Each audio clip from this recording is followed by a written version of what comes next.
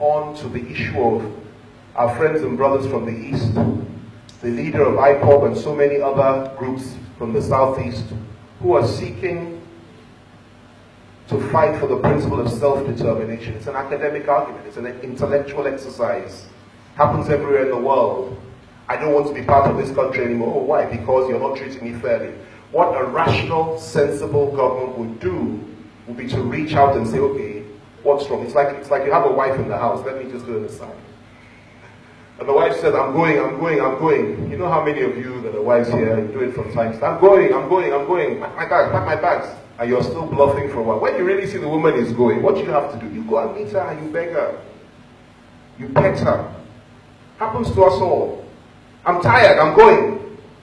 You don't lock the gate, lock the door, hold her down by the throat and beat her black and blue and say you're not going anywhere.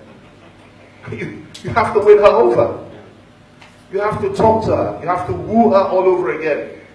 And you have to make her have confidence in you that you will treat her well. And no matter what you've done, if you do that and you add a little bit of prayer to it, definitely she will stay. But in our case, when those from the East, led by Nnamdi Kanu and so many other gallant men who are also risking their lives, say they want to leave because the Igbos are not getting a fair deal in this country, instead of being booed and being persuaded to stay, they are met with bullets, murder, state-sponsored murder, incarceration. They are insulted from morning, day, and night in the media. They are treated as if they are animals. And you know, theirs is actually the worst case because nobody talks about it.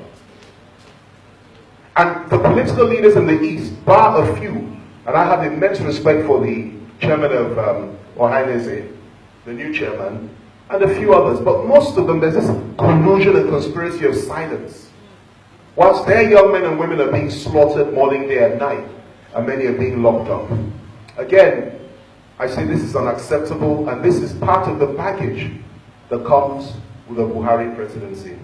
It's predictable. Now, past Igbo-Yoruba debate, Ijaw-Yoruba debate, Ijaw-Igbo debate, all this is absolute rubbish.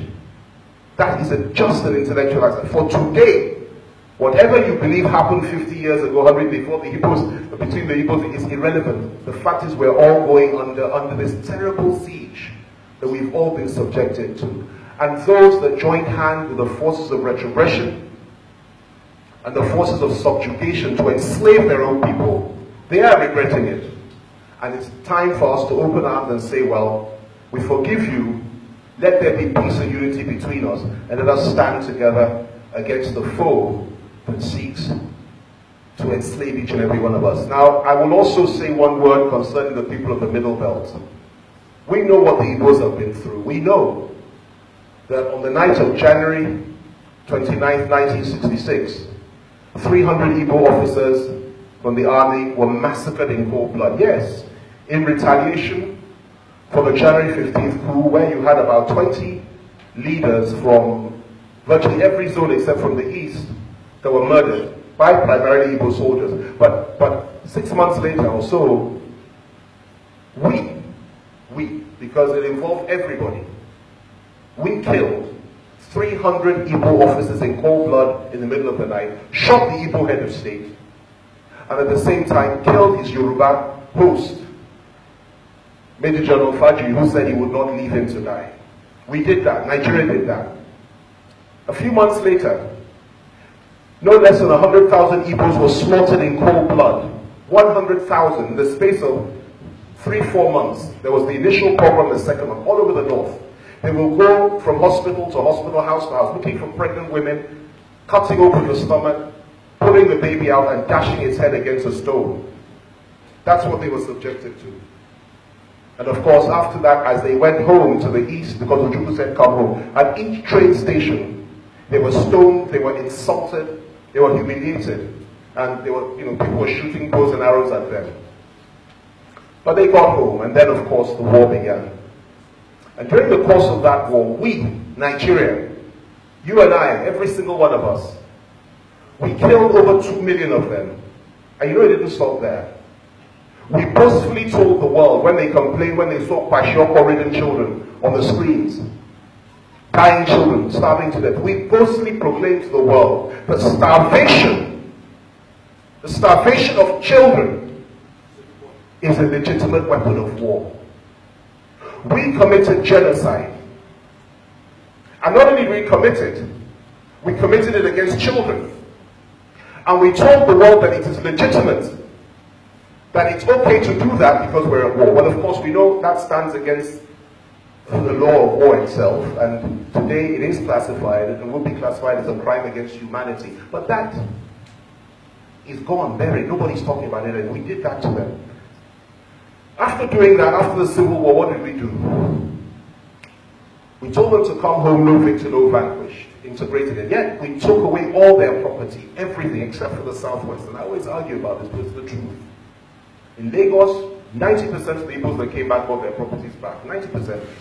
Everywhere else, the North, the South, they took everything from them. They had no home to go back to, and they called it abandoned property. We did that to them. Not only that, if an Igbo man had, I believe, £1 million in a bank, we called it victor, no vanquished. But that Igbo man that had £1 million in the bank, after the war, he was told, sorry, your money is gone.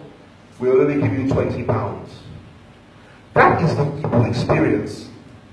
And like I said, we've argued with them and disputed who started tribalism, who did this. We've done, but that's academic. But the reality is that we did this to them.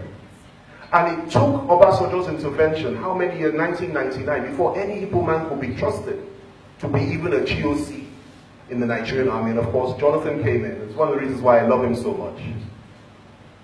He came in and he fully reintegrated them and he brought them back in. Now Buhari has come, we are back to square one.